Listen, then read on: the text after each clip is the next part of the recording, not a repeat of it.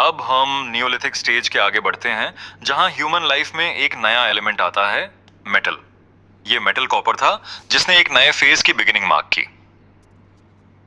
इस फेज को chalcolithic phase कहा जाता है। ये टर्म टू वर्ड से आई है, चल्को जिसका मतलब होता है कॉपर और लिथिक जिसका मतलब होता है स्टोन। सिंपल मतलब ये स्टोन कॉपर फेज था, जहां कॉपर टूल्स और स्टोन टूल्स दोनों यूज होते थे और लोग फार्मिंग करते हुए सेटल्ड विलेजेस में रहते थे।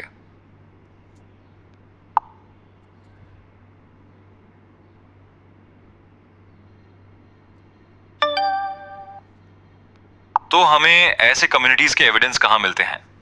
चल्कोलिथिक सेटलमेंट्स हमें south eastern Rajasthan, western Madhya Pradesh, Maharashtra और ईस्टर्न इंडिया में मिलते हैं, जो दिखाता है कि एग्रीकल्चर का स्प्रेड हुआ और कॉपर टूल्स का यूज भी बढ़ा। Life and settlements. लोग विलेजेस में रहते थे, अक्सर रिवर्स के पास या सेमी एरिड रीजन्स में। उनके घर मिट्टी और फूस से बने होते थे, यानी सूखी घास का यूज रूफिंग के लिए होता था, जो स्टेबल सेटलमेंट पैटर्न्स को दिखाता है। Burial practices.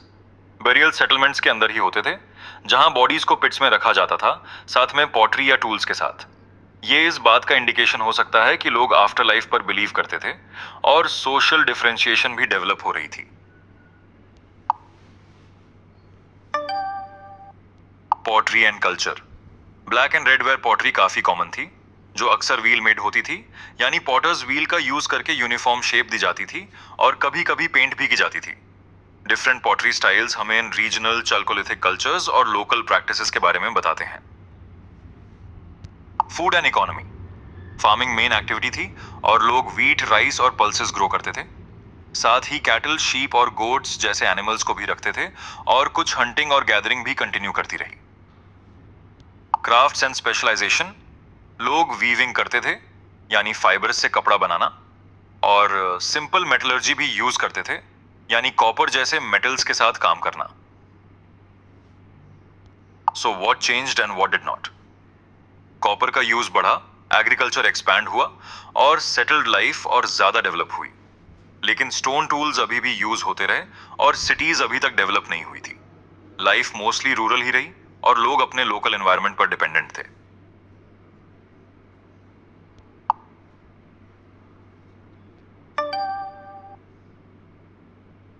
The broader view. Chalcolithic age दर्शाता है कि एग्रीकल्चरल लाइफ और स्ट्रांग हो गई और मेटल्स का अर्ली यूज भी स्टार्ट हो गया। इस फेज में स्टेबल विलेजेस, रीजनल कल्चर्स और ग्रेजुअल सोशल डेवलपमेंट देखने को मिलता है, लेकिन अभी फुल अर्बनाइजेशन नहीं हुआ था। The journey continues. अब हम चल्कोलिथिक लाइफ को समझ चुके हैं, जिसमें फार्मिंग, कॉपर का यूज और विलेज सेटलमेंट्स शामिल हैं। तो इन कम्युनिटीज के एविडेंस हमें कहाँ मिलते हैं? चलो अब डिफरेंट चल्कोलिथिक कल्चर्स और उनके साइट्स को इंडिया भर में एक्सप्लोर करते हैं। Major chalcolith major chalcolith important chalcolithic cultures include Ahar Banas Rajasthan, Malwa central India and Jorwe Maharashtra.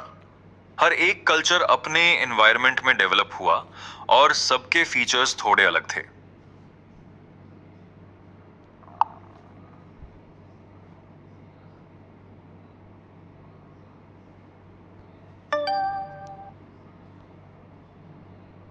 आहर बनस कल्चर राजस्थान के बनस वैली में लोकेटेड।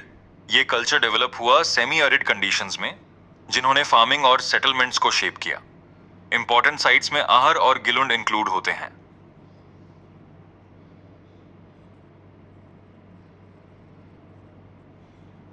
आहर एंड गिलुंड दोनों साइट्स राजस्थान के बनस वैली में लोकेटेड हैं। आहर में हमें कॉपर स्मेल्टिंग और black and red ware pottery मिलती है, जबकि गिलुंड के स्टोरेज स्ट्रक्चर्स ये शो करते हैं कि सरप्लस था और ऑर्गेनाइज्ड विलेज लाइफ डेवलप हो रही थी। मालवा कल्चर सेंट्रल इंडिया की तरफ मूव करते हुए चाल्कोलिथिक कल्चर मालवा रीजन में स्प्रेड हुआ, जहां स्टेबल और ऑर्गेनाइज्ड विलेज सेटलमेंट्स डेवलप हुए। इंपॉर्टेंट साइट्स में कायथा, नवदटोली और एरन इंक्लूड होते हैं।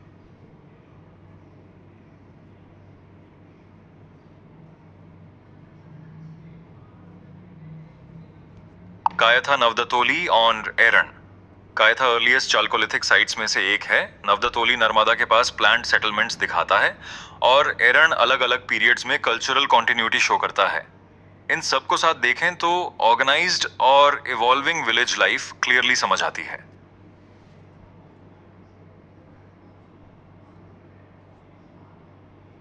जॉर्वे कल्चर। सेंट्रल इंडिया से चालकोलिथिक लाइफ महाराष्ट्र तक स्प्रेड हुआ, जहां सेमी एरिड कंडीशंस ने सेटलमेंट्स को शेप किया। इंपॉर्टेंट साइट्स में नेवासा, इनामगांव, दैमाबाद और चांदोली इंक्लूड होते हैं।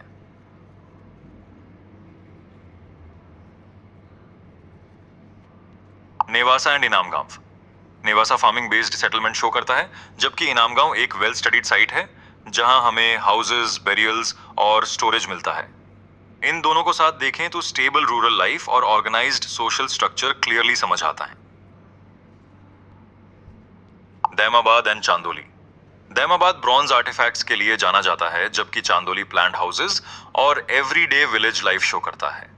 इन दोनों को साथ देखें तो मेटल यूज और structured rural settlements clearly reflect होते हैं।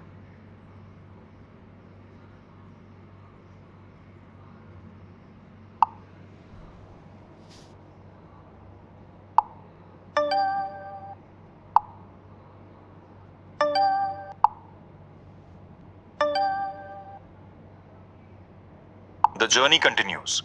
अब हमने वेस्टर्न और सेंट्रल इंडिया में मेजर चालकोलिथिक कल्चर्स देख ली हैं। ये सब सेटल्ड विलेज लाइफ दिखाते हैं जहां फार्मिंग और कॉपर यूज होता था। लेकिन क्या चालकोलिथिक लाइफ और रीजन्स तक भी स्प्रेड हुआ? चलो नेक्स्ट लेसन में इससे एक्सप्लोर करते हैं।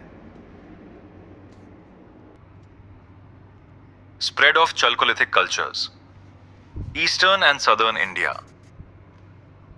हमने वेस्टर्न और सेंट्रल इंडिया में मेजर चालकोलिथिक कल्चर्स देखी हैं, लेकिन क्या ये वे ऑफ लाइफ दूसरे रीजन्स में भी स्प्रेड हुआ? चलिए एक्सप्लोर करते हैं इसका स्प्रेड ईस्टर्न और सदर्न इंडिया में। Eastern India. ईस्टर्न इंडिया में रिवर प्लेन्स और फर्टाइल लैंड्स ने सेटलमेंट्स को सपोर्ट किया। लोग रिवर बेस्ड एनवायरमेंट्स के हिसाब से अडेप्ट हो गए। इंपॉर्टेंट साइट्स में चिरंद और पंदू रजरधी भी इंक्लूड होते हैं। चिरांद बिहार में गंगा प्लेन्स के पास लोकेटेड है। ये साइट फार्मिंग और एनिमल रिमेन्स दिखाती है। ये रिवर बेस्ड एग्रीकल्चर को रिफ्लेक्ट करती है।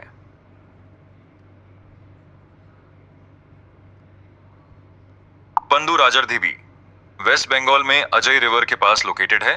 ये साइट पॉटरी, सेटलमेंट रिमेन्स और ऑर्गेनाइज्ड हैबिटेशन का एविडेंस दिखाती है।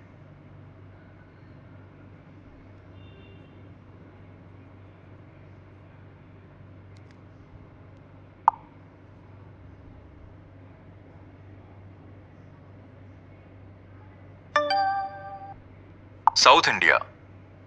सदर्न इंडिया में वेरीड एनवायरनमेंट्स ने फार्मिंग और एनिमल रियरिंग को सपोर्ट किया।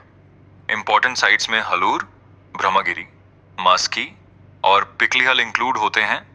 ये चालकोलिथिक लाइफ के फर्दर स्प्रेड को दिखाता है। हल्लूर एंड ब्रह्मगिरी कर्नाटका में लोकेटेड हैं। हलूर एग्रीकल्चर और डोमेस्टिकेटेड एनिमल्स दिखाता है, जो सेटल्ड फार्मिंग लाइफ को रिफ्लेक्ट करता है, जबकि ब्रह्मगिरी बरियल्स और सेटलमेंट रिमेन्स दिखाता है।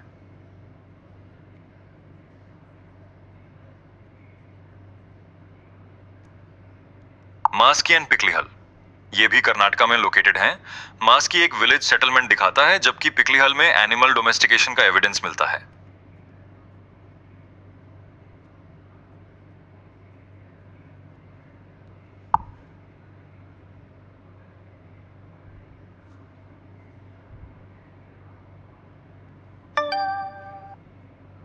ब्रिंगिंग इट टुगेदर, अलग अलग रीजन्स में चालकोलिथिक लाइफ में फार्मिंग, कॉपर यूज और सेटल्ड विलेजेस देखने को मिलते हैं, लेकिन पैटर्न्स लोकल कंडीशंस और एनवायरनमेंट्स के हिसाब से वेरी करते थे।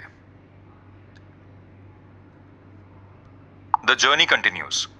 हमने देखा है कि चालकोलिथिक लाइफ इंडिया भर में स्प्रेड हुई स्टेबल विलेजेस और अर्ली मेटल यूज के साथ, लेकिन प्लांट सिटीज, लार्ज सेटलमेंट्स और अर्बन सिस्टम्स कब इमर्ज होते हैं?